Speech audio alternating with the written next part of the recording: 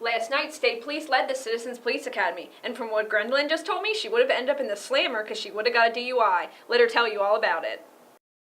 This is Pepsi Zero Sugar. Zero sugar, 0 calories, but max Pepsi taste. It's okay to get emotional. We know just how you feel. Last night was State Trooper night at CPA. We had Trooper Robert Purdy and Trooper Scott Felder came and talked to the class. We talked a lot about DUIs and traffic stops and the different areas of the State Police Department here in Madison County. We're Post 7. We have about 24 troopers in this area.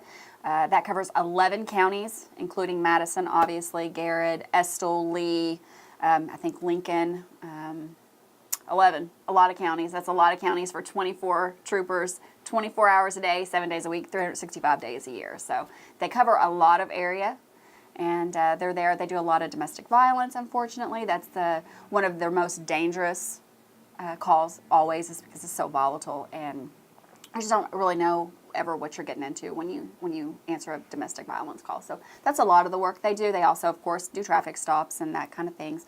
We talked a lot about DUI and testing for DUI and the field sobriety tests that are part of their testing system. And we also talked about the breathalyzer 5000, which is the system that's used inside the police department after you're already in jail. We got to take the field sobriety test using the drunk goggles, and you should get a lot of entertainment out of that. I tried that, and I definitely was going to jail, no doubt about it. The goggles manipulate your eyes to so you have that kind of off-balance feeling.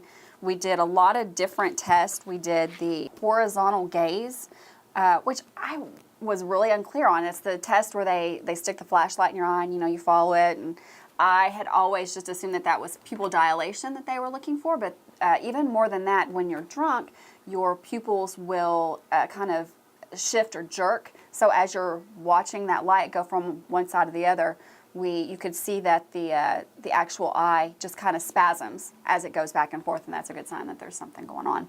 So we also did the walk and turn, which was the test that I got to take part in, and that's just a simple, you 1 foot in front of the other, count out to 9 steps forward, do a turn, 9 steps back, and I failed miserably. I was definitely going to jail, no doubt about that.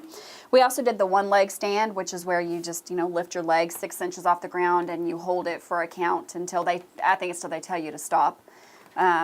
That was a good one, another one that we used the goggles on.